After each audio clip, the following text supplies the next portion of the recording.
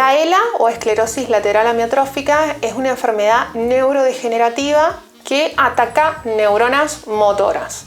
Nosotros tenemos dos neuronas motoras, motoneurona superior y motoneurona inferior. Para que me entiendan, ¿qué hacen estas motoneuronas? Son las encargadas de manejar lo que es movimientos y cosas muy importantes como puede ser, por ejemplo, deglución, o sea, poder tragar ya sea alimentos, ya sea agua o líquidos, incluso también maneja lo que es respiración y la coordinación de lo que es el habla. Afecta directamente la cuestión muscular. Exactamente, sí, tenemos cuestiones musculares, hay una prevalencia en alguna bibliografía más de hombres que de mujeres, alrededor de la quinta, sexta década de la vida. Hay casos hereditarios que vienen por afectación genética, pero la mayoría son casos esporádicos, o sea, te toca. No se sabe muy bien hasta el día de hoy cuál es la causa de esta neurodegeneración. Puede haber factores genéticos, como decía, puede haber factores ambientales, algún factor infeccioso, y tampoco se sabe a ciencia cierta cuál es el punto de corte o el punto de el comienzo de esta neurodegeneración que va produciendo cambios, la verdad, bastante agresivos y bastante importantes. ¿Cómo comienza a manifestarse? La mayoría de las veces comienza a manifestarse con alguna debilidad, ya sea en alguna pierna, en algún brazo, y después pueden venir lo que es la alteración en el habla o el trastorno deglutorio. Si nos fijamos en el senador Bullrich, que renunció hace poco, ¿sí? La última vez que lo hemos escuchado en cámara estaba hablando a través de un programa electrónico debido al trastorno severo del habla que ya lo venía arrastrando unos meses antes. Entonces yo creo que él ya debe estar con mucha asistencia de lo que es la parte deglutoria, de la parte fonatoria, que va viendo cambios cada vez más agresivos para la enfermedad. En lo que tiene que ver con el avance, ¿se va produciendo rápidamente? ¿Depende de la persona? Desde el punto de vista bibliográfico, ¿qué dicen? El promedio de enfermedad es de 3 a 5 años. La progresión yo creo que depende del paciente y depende de la agresividad. Por ejemplo, vuelvo a repetir, en el caso del senador Bullrich vemos que está habiendo una progresión bastante agresiva, pero por ejemplo también tenemos el caso del físico Stephen Hawking, que a él se le diagnostican a los 21 años de edad y fallece en el 2018. Obviamente hay que hacer ahí un factor comparativo de el apoyo médico o el apoyo de neurorehabilitación que debe haber tenido Hawking, que debe haber sido impresionante, y yo creo que eso también prolongó su calidad de vida y el curso de la enfermedad. Pero bueno, son diferentes parámetros. En líneas generales nosotros estamos viendo una progresión de 3 años de enfermedad. Cuando hablas de una debilidad, digamos, ¿qué se puede tomar como una debilidad? Por ejemplo, si hablamos de un brazo, falta de fuerza en el brazo, ¿qué sería?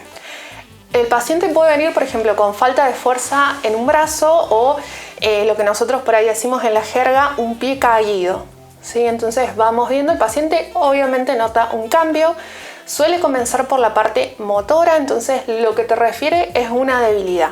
Y después, bueno, se van sumando factores en el examen físico.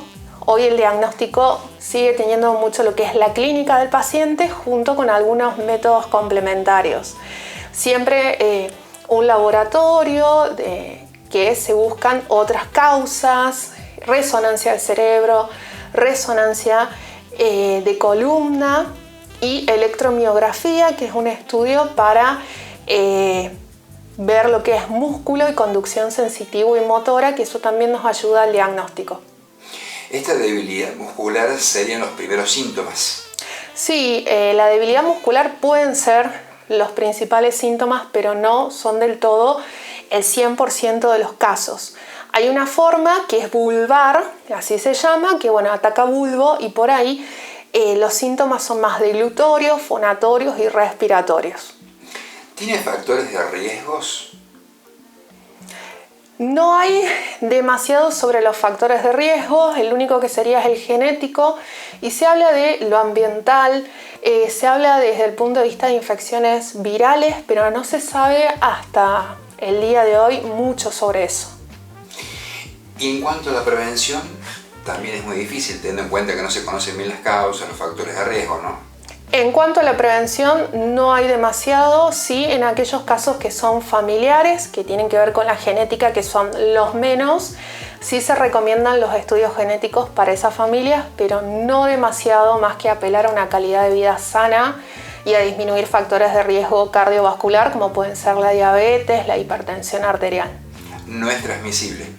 No es transmisible, no es infectocontagiosa, nadie se va a contagiar de esclerosis lateral amiotrófica por darle la mano a alguien, por estar en el mismo lugar, así que eso nada que ver. Lamentablemente no tiene cura y es mortal. No tiene cura a nivel mundial, y lo que se está ofreciendo en la Argentina es un fármaco que se llama Riluzol. Es lo único que hay a nivel mundial, reduce la progresión de enfermedad en un 30%, lo cual es bastante pobre, y en realidad lo que se apela es a mejorar la calidad de vida del paciente desde el punto de vista integral. El paciente tiene que recibir neurokinesiología, es decir, fisioterapia motora, fonoaudiología, psicología es muy importante, incluso psiquiatría, porque no es un diagnóstico lamentablemente fácil, entonces hay que hacer un acompañamiento de todo el conjunto y un acompañamiento familiar, pero hoy el tema es desde la neurorehabilitación integral prolongar la calidad de vida hasta los últimos días del paciente. Lamentablemente, como decías, lo que se trata es de frenar la velocidad con la cual se produce el avance, pero el avance es inevitable. Sí, el avance es inevitable y el paciente va perdiendo su capacidad de moverse, su capacidad de poder hablar, de tragar su propia saliva, de poder comer y deglutir. Son pacientes que van a terminar postrados, son pacientes que van a terminar con gastrostomía, ¿sí? Que es una operación sencilla que se hace a nivel abdominal para poder administrar la comida por ahí. Son pacientes que van a terminar con algún tipo de asistencia respiratoria de todo tipo, porque también van a tener dificultad para la respiración. El diagnóstico no es fácil para el paciente, no es fácil para nosotros, no es fácil para el grupo familiar, y la progresión se va notando y es muy fácil de ver cuando el paciente empieza a desmejorar.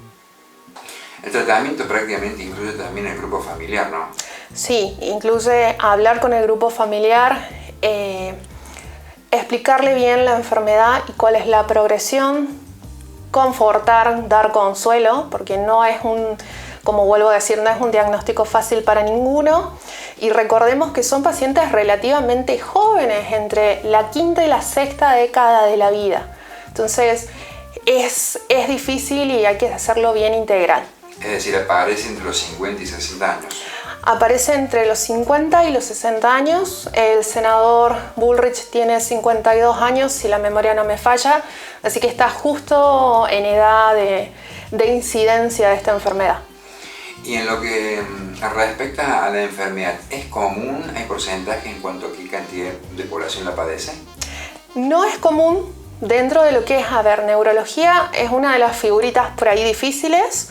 No es tan común. Hay algunos países que tienen como más incidencia de enfermedad que no se sabe muy bien por qué. Algún factor ambiental. España tiene mayor incidencia por ahí que algunos otros países, pero no se sabe bien a ciencia cierta. Y si bien afecta lo muscular, no afecta lo cognitivo ni los sentidos, ¿no? Hay formas de esclerosis lateral amiotrófica y hay formas de otras esclerosis que se relacionan con una variante de lo que se llama demencia frontotemporal. De hecho, también hay que estudiarlos desde el punto de vista de deterioro cognitivo. No todos los pacientes con ELA van a terminar demenciados, pero hay que buscar y estudiar la posible asociación. De hecho, Stephen Hawking, uno de los coeficientes intelectuales más altos a nivel mundial y de la historia de la humanidad, conservó sus capacidades cognitivas hasta el último tiempo. Entonces, hay que buscarlo, pero no siempre está presente y existe la posibilidad de una variante de demencia que se llama demencia frontotemporal. Y recordamos que, digamos, cuando hablamos de ELA, no hablamos de esclerosis múltiple. No hablamos de esclerosis múltiple, son dos cosas totalmente distintas. Si bien los síntomas a veces pueden ser bastante similares, como a grandes rasgos podemos diferenciar, la esclerosis lateral amiotrófica es más de los hombres, según la bibliografía, más hacia los hombres, la esclerosis múltiple más en las mujeres, bien de enfermedad autoinmune para el caso de la esclerosis múltiple, y muchas veces es uno de los diagnósticos diferenciales, pero no son los mismos bajo ningún punto de vista. La esclerosis múltiple tiene diferentes tipos de tratamiento al día de hoy, muchos de los cuales frenan la progresión de enfermedad y frenan lo que son los brotes agudos de enfermedad, mientras que con el tema de la esclerosis lateral amiotrófica no tenemos.